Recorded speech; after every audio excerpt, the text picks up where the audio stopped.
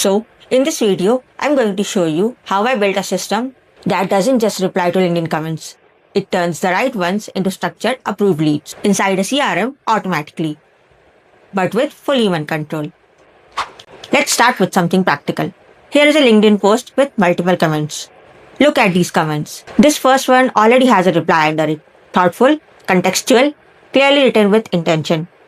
The second one doesn't have a reply yet, as it was posted recently. Now imagine managing this across multiple posts every week.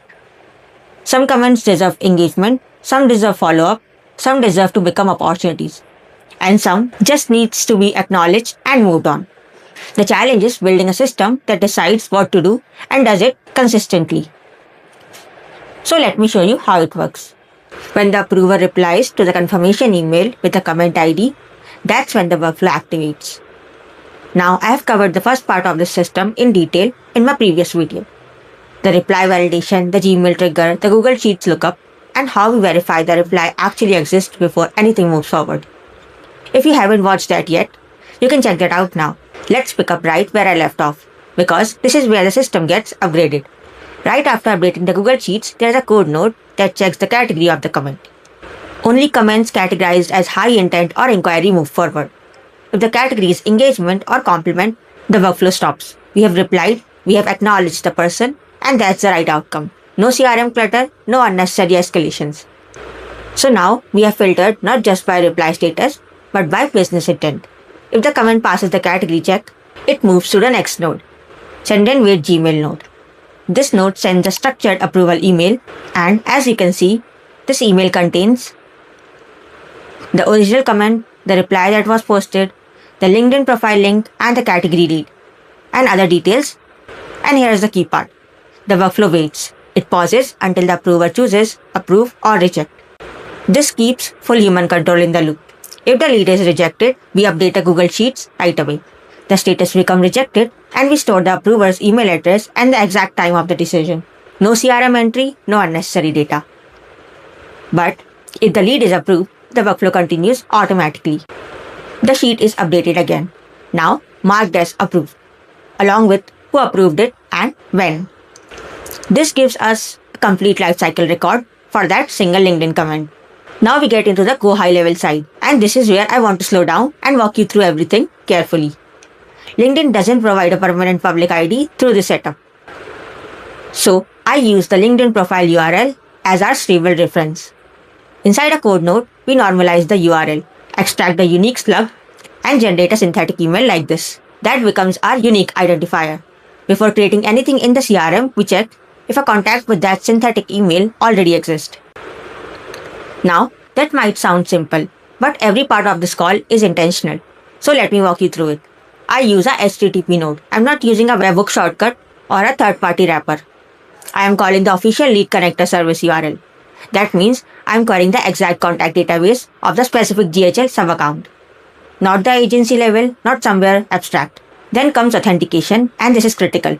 Before we even touch the contact search node, we need the API token, because this token is what allows us to search contacts, search opportunities, create contact, and create opportunities inside Go High Level. So here's how you generate it properly. First, open Go High Level and make sure you are inside the sub-account field, not the agency dashboard. This is important because tokens are generated at the location level.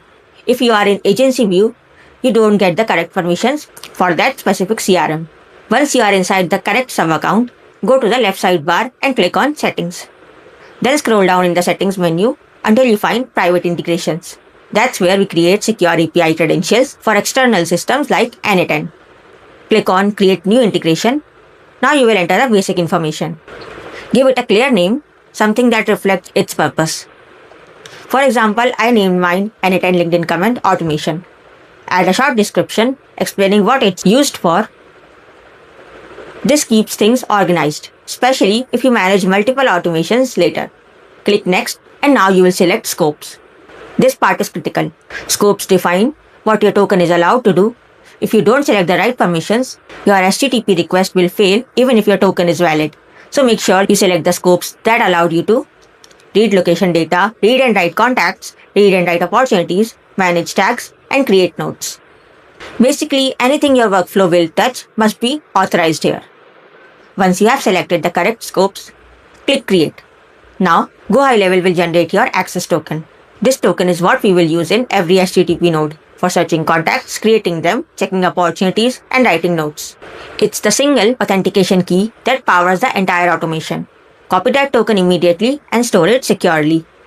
After that, click Rotate and expire this token later. That keeps your integration secure while giving you time to update it if needed in the future. Now that we have the token, we move back to Anatan and paste it into the authorization header of our HTTP nodes. Inside the headers, I pass an authorization value using a bearer token. That token is the private API key generated inside the Go High Level. Without it, the request simply fails. There is no access, no data, no loopholes. And that's exactly what you want. It ensures that only authorized workflows can read or write contact data. It keeps each sub-account isolated. It protects the CRM structure. This isn't just about making the call work, it's about respecting the architecture of GHL. In the HTTP node, I also specify the content type as application/JSON. That tells Go High Level that the data I'm sending is structured JSON. If you don't explicitly define that, the server might not parse your request correctly. And when you are building automation that needs to be reliable long term, you don't leave parsing to chance. And then there is the version header. This one is subtle, but powerful. Go High Level version logs their API key. By specifying a version, I'm telling the system exactly which scheme I expect the response to follow. That protects this automation from breaking if they release updates later. It's future proofing. Now, let's look at the body of the request, because this is where the real logic lives. Inside the JSON body, the first field is location ID.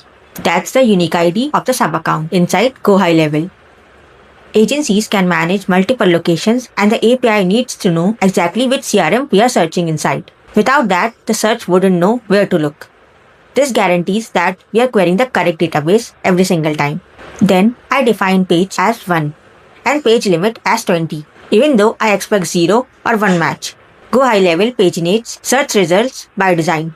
By setting the limit to 20, I allow enough room to detect accidental duplicates without overloading the response. It's a balance between safety and performance. And then comes the most important field, the query.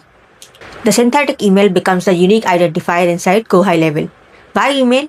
Because inside GHL, email is the strongest unique field. It's what most duplication logic revolves around. If I search by name, I'd get false positives. If I search by phone number, I wouldn't have one. LinkedIn doesn't give that data. So instead, I create a deterministic identifier that will always map back to the exact LinkedIn profile. And that value is dynamically injected into the query field of the API call. When this request runs, Go High Level searches the contact database for that synthetic email. If the response comes back with 0 results, I know with certainty that this profile has never been stored before. So I safely create a new contact using this URL. It's the same authentication, same headers, same API version. The only difference is that now we are writing to the database instead of querying it. Inside the body, the first field is location ID. That tells Go High Level exactly which sub-account this contact belongs to. Without that, the CRM wouldn't know where to store the record. Next, I populate first name and last name. Since LinkedIn gives us a full display name, then comes the email. This is the synthetic email we generated earlier from the LinkedIn profile slug. This field is critical because in Go High Level, email acts as the primary unique identifier for contacts. By using a deterministic synthetic email, we guarantee that the same LinkedIn profile will always map to the same contact record.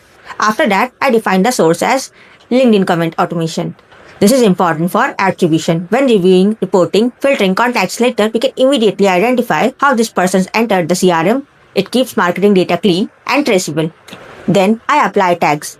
Finally, I pass a custom field called LinkedIn profile URL.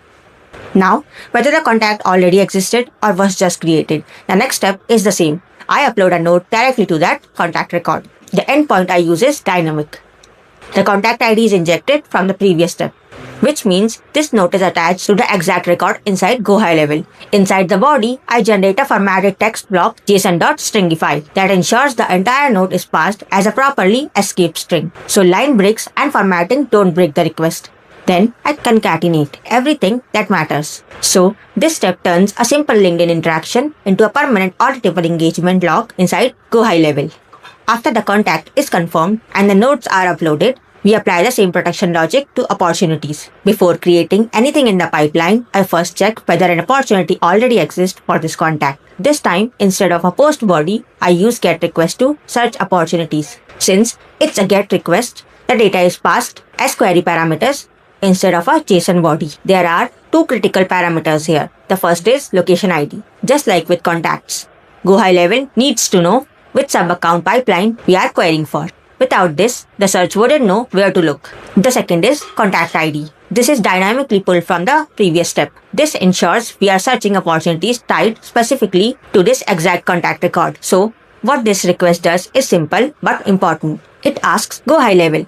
Inside this location, does this contact already have an opportunity? If no opportunity is found, we create one using a post request to the opportunities endpoint inside Go High Level. In the body, I pass the location ID, the specific pipeline ID, and the pipeline stage. So the deal is created in the correct pipeline and stage. Then I attach the contact ID to link the opportunity to the right contact record. After that, whether the opportunity already existed or was just created, I run the node step again. This uploads the structured LinkedIn summary, including the comment, reply, category, timestamps, profile URLs, approver email, and processing status as a formatted node.